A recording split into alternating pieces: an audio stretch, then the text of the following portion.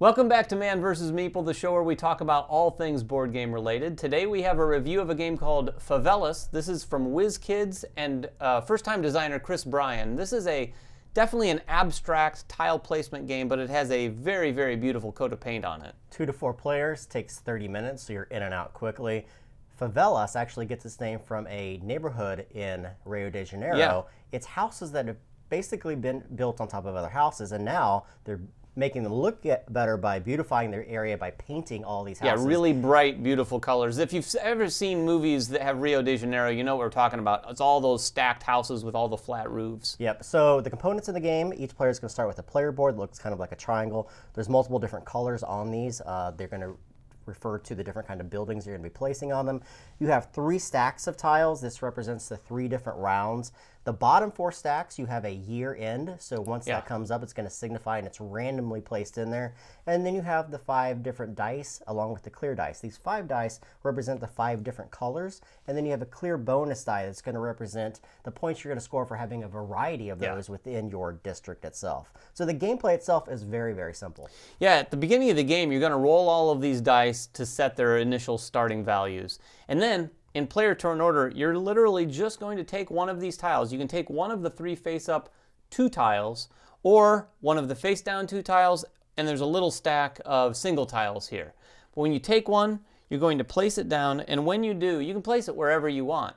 But if you place it so that it's covering the like color, so if I place this tile right here, the green and purple over a green and blue, I'm going to be able to manipulate the green die because I placed a green on a green. So I can move that either up or down in value, depending on what I'm trying to do with my board. What you cannot do is that you cannot place it off to the side, and you cannot overlap on the locations that are there. You have to make tiles lay on top of each tile so they make sense, so they're just not falling off. They have to be supported, in other words, for sure. So this is your base. You're just going to be building up from this location through the course of the game. Again, as David said, when you place that tile on there, you're going to manipulate the die. That's because it's going to be worth points at the end of the round.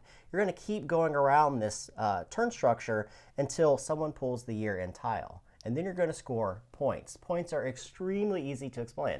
Yeah, when that year-end tile comes out, that's it.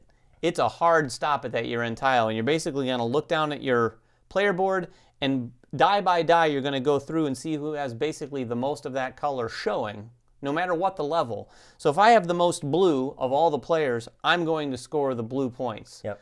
So on and so forth, purple, red, yellow, and green. Yep. And then finally, there is that variety die. So if anyone who has all 5 of the colors showing is going to get the points value on that die. And the council die, the clear council die, can be manipulated only when you place a single tile upon your player board. Again, that can be manipulated up or down. You're going to play through 3 rounds, and then you're going to add up all your victory points to see who has the most. Now, there is a tiebreaker too. The person that stacked up their level the highest on Favelas will break that tie at the end. Yeah, this rule book is hilarious, by the way. It has some writing in there. It says that's the tiebreaker, and then I think if there's not another tiebreaker, it basically says do your best to share the victory, but who are we kidding? No one likes to do that. Play again. Yeah, exactly. So let's talk about the components first. It's a very simple game. There's not much here, but it does exactly what it needs to do. It's very colorful. It's very bright. The dice are wonderful. Yeah, I think they did a great job here. This is the kind of game that if it's on at someone's table, it's being demoed at a store,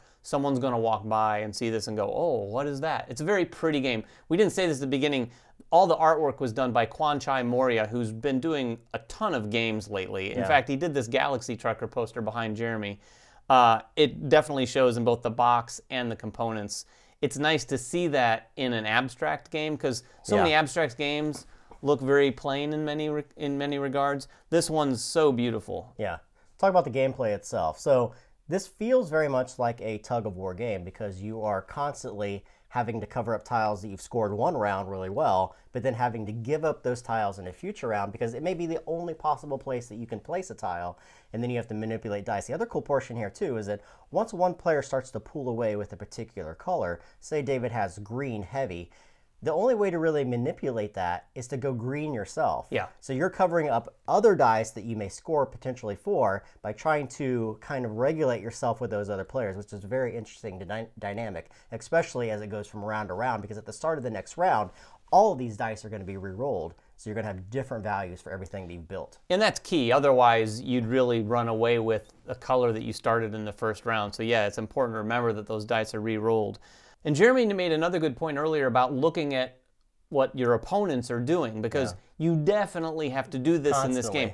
You can't just be playing your own game, because when you're selecting these tiles, sometimes you're going to want to do a little hate drafting. Yeah, absolutely. Because if there's a tile that's going to give Jeremy that one more yellow than you have, and you're looking to get those yellow 6 points, you're going to have to take that or do something to affect that. So you definitely have to kind of look around to see what everyone else is doing. It's fun. I mean, it's one of those interactive elements in this game that's not so intense that it's like, oh, I hate you and I hate this game because of it. No, it's a really fun game where you're like really trying to outwit each other, grab the colored points where you can, and give up some when you need to. And that can become even more interesting at the end of the round, because you know that somewhere in those bottom 4 tiles is going to be the end of the year round. So you're trying to weigh that into your decision on whether or not to place one of these tiles or to draw directly from the stack, because it could also hurt you if you're planning to have another round come around where you can build something. No, I know that element in gaming has been around for years, but we saw it earlier this year in Ethnos too, with the dragons that come out. It is nothing but fun when you get down to those 4 tiles and you're like, oh. And it happened almost every time when we've played this.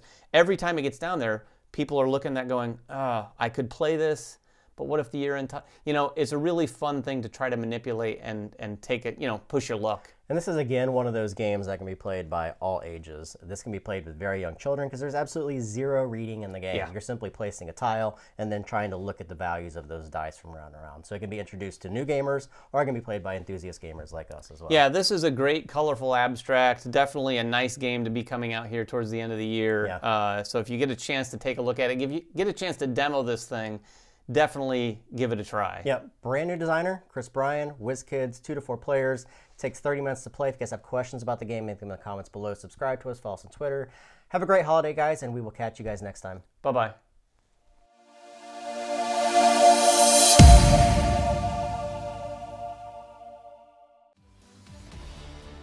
Season 2 of Man vs. Meeple is sponsored in part by Cool Stuff Inc. Cool stuff in stock at coolstuffinc.com.